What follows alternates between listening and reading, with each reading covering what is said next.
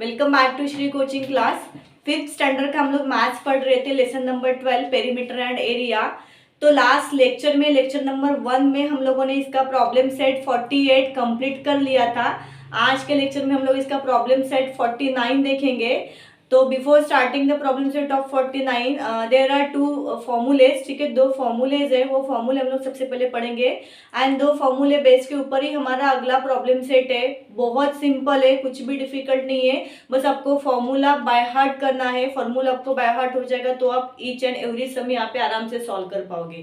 तो यहाँ पे ध्यान दो, सी लेक्चर नंबर 2 है ये हमारा। तो यहाँ पे मैंने दो फॉर्मूले लिखे हैं। सो फर्स्ट फॉर्मूला है हमारा perimeter of rectangle. Last lecture में मैंने आपको पेरीमीटर ऑलरेडी एक्सप्लेन किया था कि पेरीमीटर क्या होता है। The sum of length of all the sides of a figure is called its perimeter, है ना। जो भी हमारे पास क्लोज फिगर है, उस क्लोज फिगर का जो भी टोटल लेंथ का जो भी सम है, उसी को हम लोग यहाँ पे पेरीमीटर बोलेंगे। सो यहाँ पे दो फॉर्मूले हमारे पास है perimeter of rectangle. So perimeter of rectangle का हमारा फॉर्मूला होगा 2 into length plus 2 into breadth. ठीक है, एंड हमारा सेकेंड फॉर्मूला होगा यहाँ पे perimeter of square equals to 4 into length of one side.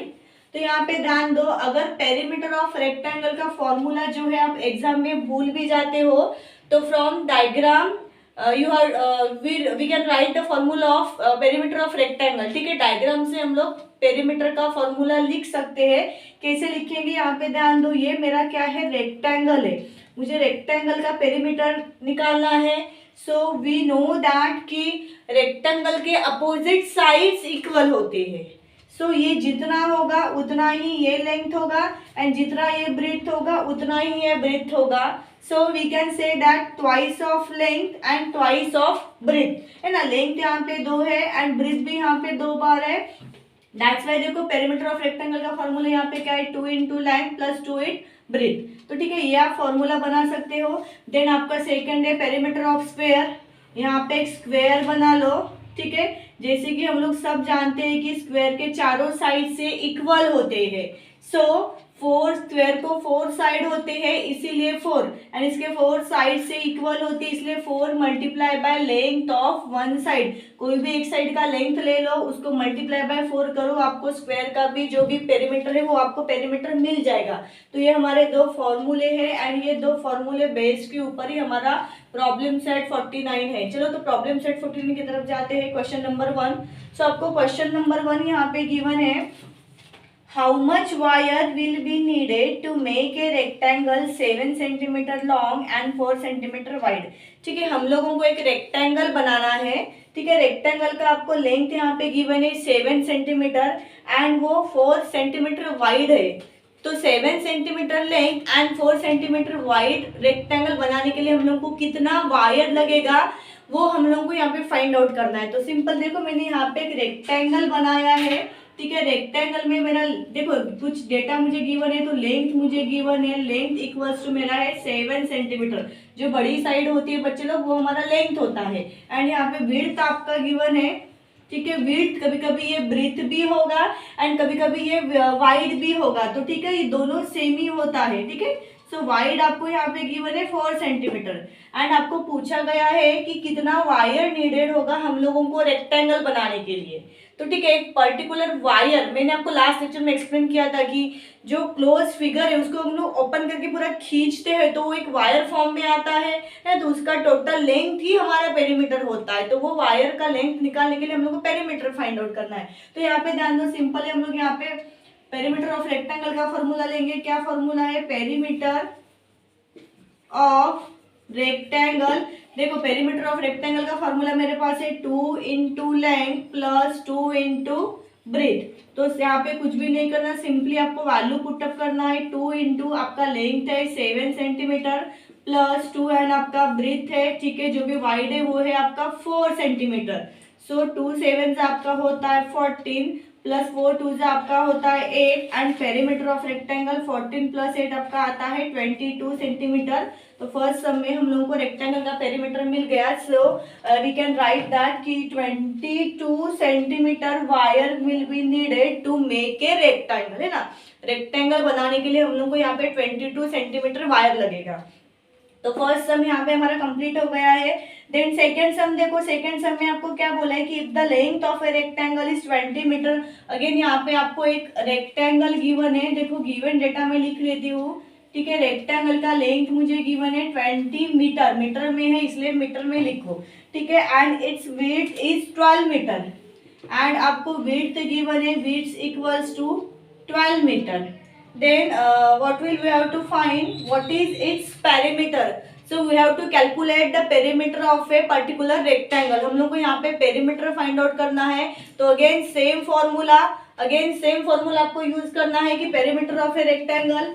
So perimeter of rectangle क्या यही हमारा same formula है, क्या हो जाएगा 2 into L plus 2 into B equals to 2 into length मेरा होगा 20 प्लस 2 इंटू विड्थ जो है मेरा वो 12 है।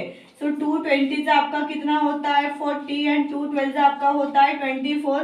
देयरफॉर 40 प्लस 24 आपका होगा 64 सॉरी ये मीटर में है तो यहाँ पे भी मीटर ही होगा। सो अवर पेरीमीटर ऑफ रेक्टेंगल इज 64। तो यहाँ पे सेकंड सम में भी हम लोगों ने रेक्टेंगल का पेरीमीटर यहाँ पे कैलकुलेट किया है, ठीक है, जो आपको 64। चलो दो सम हमारे यहाँ पे हो गए थे, थर्ड सम हमारा है, ठीक है। Each side of square is 9 metre long and find its perimeter, ठीक है। आपको एक यहाँ पे स्क्वेयर गिवन है, ठीक है, स्क्वेयर का आपको साइड दिया हुआ है 9 मीटर। जैसे कि हम लोगों को सबको पता है कि स्क्वेयर के चारों साइड से इक्वल होते हैं, इसलिए एक साइड आपको जितना गिवन है फ्रॉम दैट हमारे रिमेनिंग साइड्स भी उतने ही रहेंगे। तो यहाँ पे वन साइड आपको गिवन है 9 metre and from that we have to calculate the perimeter of a square. Square का हम लोग को यहाँ पे पेरीमीटर निकालना है। देन यहाँ पे देखो पेरीमीटर ऑफ स्क्वेयर का फॉर्मूला आपको लिखा हुआ है 4 into length of one side. तो सिंपल है, फॉर्मूले में आपको वैल्यू पुटअप करना है 4 into length of one side, कोई भी एक साइड का लेंथ ले लो तो कितना लेंथ है मेरा 9 है। सो 9 4 मेरा कितना होता है 36। ये मीटर में गिवन है इसलिए यहाँ पे ये मीटर में होगा। तो ये मेरा हो गया पेरीमीटर ऑफ स्क्वेयर। बहुत सिंपल सम है, कुछ भी इसमें डिफिकल्ट नहीं है। नेक्स्ट क्वेश्चन नंबर 4 हमारा है, if we take 4 round around a field that is 160 metre long and 90 metre wide, है ना। आपको क्या दिया है कि अगर हम लोग 4 राउंड एक फील्ड के अराउंड में लेते हैं तो then 160 metre long and 90 metre wide है वो। यहाँ पे मैंने देखो एक रेक्टेंगल बनाया है 160 मीटर, जो बड़ा होता है वो आपका लेंथ होता है एंड वाइड है आपका 90 metres. So what is the distance we walk in kilometre. तो कितना डिस्टेंस हम लोग यहाँ पे वॉक कर रहे हैं, लेकिन वो हम लोग को किलोमीटर में निकालना है।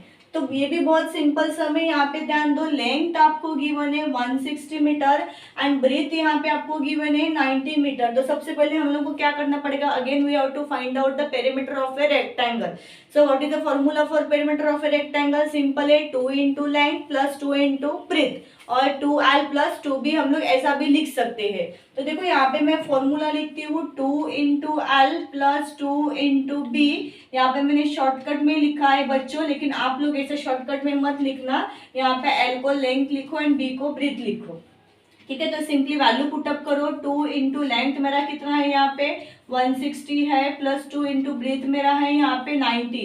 तो ये क्या हो जाएगा 160 इंटू 2 ये हो जाएगा आपका 320 प्लस 90 इंटू 2 आपका हो जाएगा ये 180, ठीक है। सो 320 प्लस 180 आपका ये हो जाएगा 500 मीटर में गिवन है इसलिए ये मीटर हो जाएगा। तो यहाँ पे मुझे रेक्टेंगल का पेरीमीटर मिल गया, ठीक है। रेक्टेंगल का पेरीमीटर है मेरा 500 मीटर।